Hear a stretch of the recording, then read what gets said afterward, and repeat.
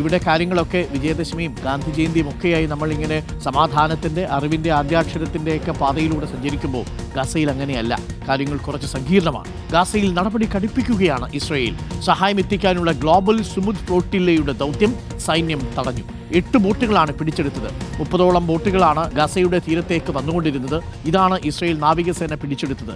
Greta Thunberg അടക്കമുള്ള ആക്ടിവിസ്റ്റുകളെ arrest ചെയ്തു എന്നാണ് ഇപ്പോൾ വരുന്ന വിവരം. അന്താരാഷ്ട്ര കോടതിയെ സമീപിക്കാനാണ് കൊളംബിയയുടെ നീക്കം. ഫൈസൽ ഹംസയുണ്ട് കൂടുതൽ വിവരങ്ങളുമായി. ഫൈസൽ ഹംസ, ഇനി ദിവസങ്ങൾ അവശേഷിക്കുന്നത് വളരെ കുറവാണ് ഹമാസിന് തീരുമാനമെടുക്കാൻ.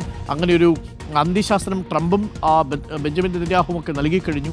ഈ സാഹചര്യത്തിൽ പൂർണ്ണമായിട്ടും ഗസ വളഞ്ഞ് ഗസയെ ഭിന്നിപ്പിച്ചിരിക്കുന്ന ഇസ്രയേലിൻ്റെ നീക്കം നമ്മൾ കണ്ടു. ഇതിനിടയിലാണിപ്പോൾ GSFൻ്റെ നേതൃത്വത്തിലുള്ള സംഘം അവിടേക്ക് പോകുന്നത്. അവിടെ അവർക്ക് ഉള്ള ജീവൻ രക്ഷാ മരുന്നുകളും സഹായങ്ങളും ഒക്കെയായിട്ടായിരുന്നു ഈ ബോട്ടുകൾ സഞ്ചരിച്ചുകൊണ്ടിരുന്നത്. ഈ ബോട്ടുകൾ പിടിച്ചെടുത്തു എന്നറിയുന്നു. ഇസ്രയേൽ നടപടി കടുപ്പിക്കുകയാണോ Faisal Hamza? Good morning. Good morning doctor Arunkumar. തീർച്ചയായും സൂചിപ്പിച്ചതുപോലെ തന്നെ ഇസ്രായേൽ നടപടി കടുപ്പിക്കുകയാണ്. അതിനൊരു പ്രധാന കാരണം കൂടിയുണ്ട്. ഇസ്രായേലെ തൊടാതെ അല്ലെങ്കിൽ ഇസ്രായേലിൻ്റെ അധീന പരിധി ഇല്ലാതെ ഗസയിലേക്ക് ഒരു മാനുഷിക കോറിഡോർ തുറക്കുക എന്നുള്ളതാണ് യഥാർത്ഥത്തിൽ ഈ GSFൻ്റെ പ്രധാന ലക്ഷ്യം. അതിനെന്തായാലും അവർ തടയിടുമെന്നുള്ള കാര്യം ഉറപ്പാണ്. ഇപ്പോൾ തന്നെ 13 ബോട്ടുകൾ അവർ പിടിച്ചെടുത്തു എന്നുള്ളതാണ് അറിയുന്നത്.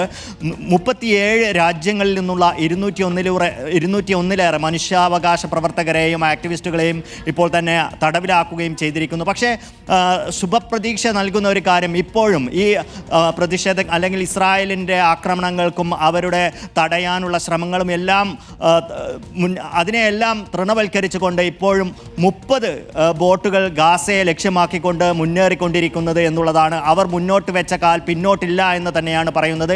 ലോകത്തിൻ്റെ വിവിധ ഭാഗങ്ങളിൽ ഇസ്രായേലിൻ്റെ ഈ നടപടിക്കെതിരെ വലിയ പ്രതിഷേധമാണ് ഉണ്ടാകുന്നത്. ജർമ്മനിയിൽ പ്രതിഷേധമുണ്ടാകുന്നു, ഇറ്റലിയിൽ പ്രതിഷേധമുണ്ടാകുന്നു, ഗ്രീസിൽ പ്രതിഷേധമുണ്ടാകുന്നു, യൂറോപ്പിൽ മാത്രമല്ല ലാറ്റിൻ അമേരിക്കയിലും വലിയ പ്രതിഷേധമുണ്ടാകുന്നു. അർജന്റീനൻ തലസ്ഥാനമായ ബ്യൂണസ് അയേഴ്സിലും ഇപ്പോൾ പ്രതിഷേധമുണ്ടായിട്ടുണ്ട്. കൊളംബിയൻ പ്രസിഡന്റ് വലിയ ശക്തമായ ഭാഷയിലാണ് ഇതിനെതിരെ പ്രതികരിച്ചിരിക്കുന്നത്. ഇസ്രായേലിൻ്റെ പ്രതിനിധി സംഘത്തെ, നയതന്ത്ര പ്രതിനിധി സംഘത്തെ പുറത്താക്കിയിരിക്കുന്നു. ഇസ്രായേലുമായുള്ള കരാറിന്, അവരുടെ കച്ചവട കരാറുണ്ടായിരുന്നു, ആ വ്യാപാര കരാർ റദ്ദാക്കിയിരിക്കുന്നു. ഇത്തരത്തിൽ വലിയ പ്രതിഷേധം ഇസ്രായേലിനെതിരെ നയതന്ത്ര ഭാഗത്ത് നിന്നുണ്ടാകുന്നുണ്ട് എന്നുള്ളതാണ്.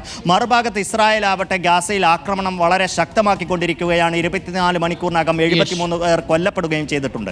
Okay, thank you Faisal. വളരെ വേദനിപ്പിക്കുന്ന വാർത്തകളാണ്, അസ്വസ്ഥപ്പെടുത്തുന്ന വാർത്തകളാണ് പുറത്തു വരുന്നത്. പ്രത്യാശ മുൻപിലെന്ന് നമ്മൾ കരുതിയെങ്കിലും അവിടെ അങ്ങനെയല്ല കാര്യങ്ങൾ എന്നുള്ളതാണ്.